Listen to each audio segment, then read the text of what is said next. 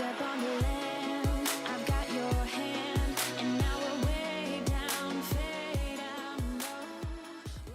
Hey guys, I know most of you know what this device is, and if you don't know this is the PlayStation Portal. This is Sony's portable handheld console-like thing. This is like mainly for streaming. It's kind of like a remote play accessory thing. It is not a traditional handheld console that runs games locally. Its main purpose is to stream games from a PS5. So there's one thing about this. This only does two things. First of all, this is not a standalone console. Secondly, this is a remote accessory. So there's a twist about this. Sony launched something. It's a cloud streaming beta thing for this particular portal. So if you are a PlayStation Plus premium subscriber, you'll be able to get loads of games, like a plethora of games that you can play without having a PS5. The cloud streaming beta was introduced in late 2024. That was when Sony brought this beta feature, making it possible to stream games from PlayStation server. PlayStation has a particular server, but then you only have to be a PlayStation Plus premium user without needing a live PS5 at home. The only problem about this streaming feature is because it's a streaming only approach, its performance, its usability depends heavily on the quality of network you have, latency, and how well the remote play or cloud infrastructure is implemented. Let me give a quick overview of the hardware and technical specs. So in terms of display, this is an 8-inch LCD, 1920 by 1080, Full HD, and is only 60 Hz. Let's talk about the controls and input. All major DualSense features like the adaptive triggers, haptic feedback, motion sensors, gyroscope, and accelerometers are all implemented in this portal. If you've ever used a PS5 controller, the way the controller feels when you're playing a game, that's exactly how the PS5 portal feels too. Let's talk about the touch surface and touch inputs. There's no dedicated physical touchpad like on the DualSense. You know, on the DualSense, there's a white thing where you can pass your hands on for games and things. There's no dedicated one. Instead, there's a virtual touchpad region emulated on the display when needed. Normally, it's two. One on the bottom right corner and one on the bottom left corner. Connectivity, I mean like Wi-Fi. This is a Wi-Fi 5 device.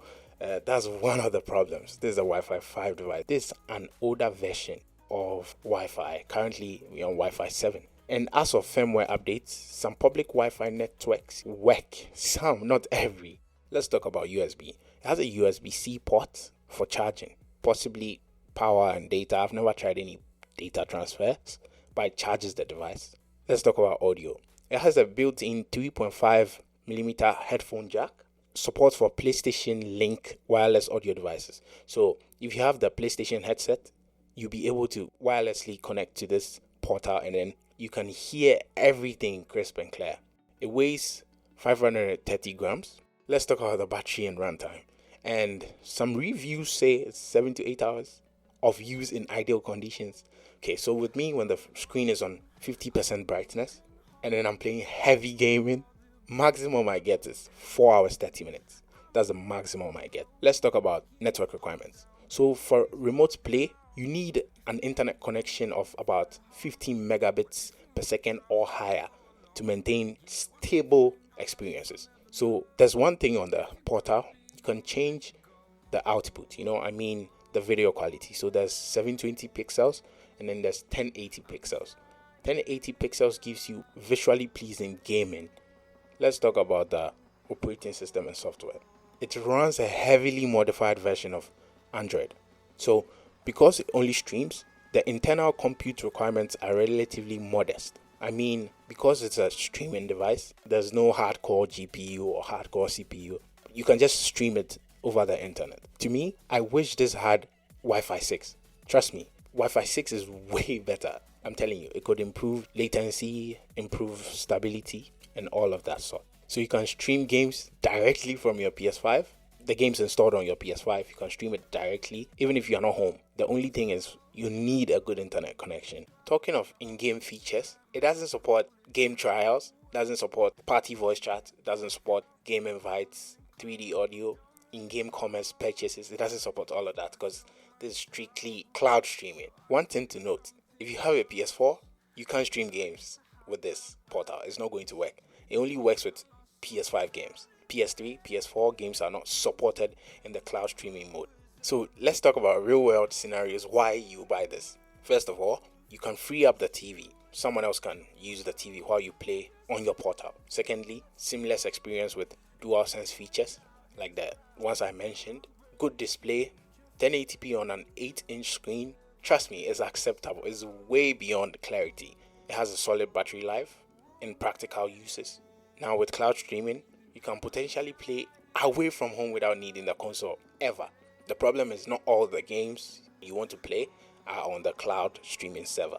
I'll say this is really for mobile gamers. If you want to switch from your mobile phone, I can say just subscribe to PlayStation Plus's premium subscription. And then like for people who hate playing on small phones or small screens, small controller setups, the portal provides a dedicated unified hardware experience. Because it is a streaming device, it doesn't face all these hardware restrictions. It gives you the flexibility. There's no fan in it. It doesn't really heat up that much. And as long as streaming infrastructure is maintained, its usefulness can extend further. I also went to Starbucks and it was not bad. It was also good. One problem is it just doesn't work with my mobile hotspot. I don't know why. I've tried and tried. Just doesn't work. The Wi-Fi doesn't connect at all. Here are some short gameplays I have for you. Enjoy. De Jong. And players waiting in the centre. Nicely timed tackle. On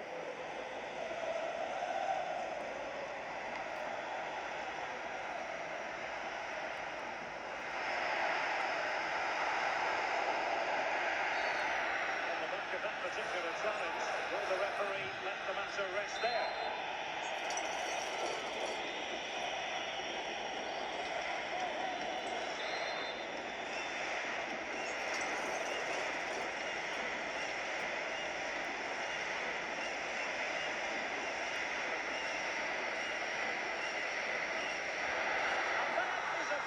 Artist at work.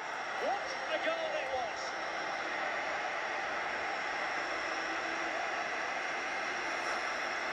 So let's see this again, because that's a fantastic bit of technique.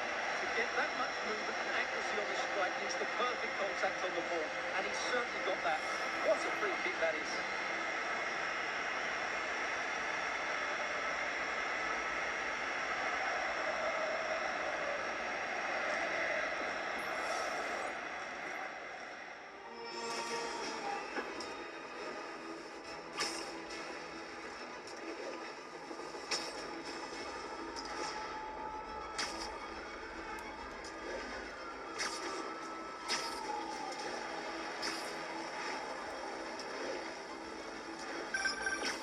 Hello?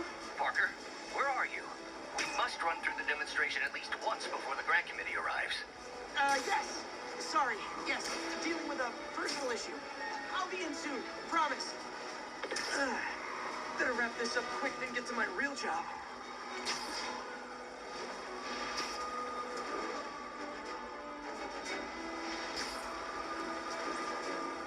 Looks like you already called in the cavalry.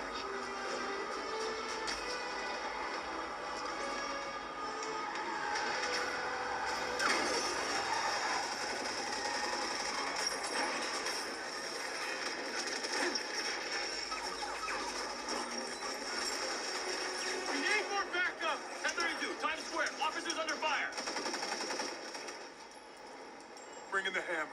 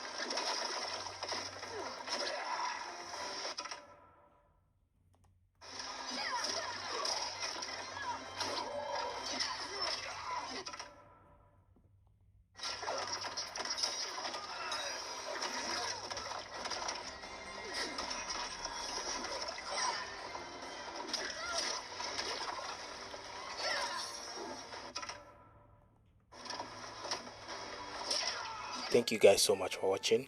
I'll catch you guys in the next one.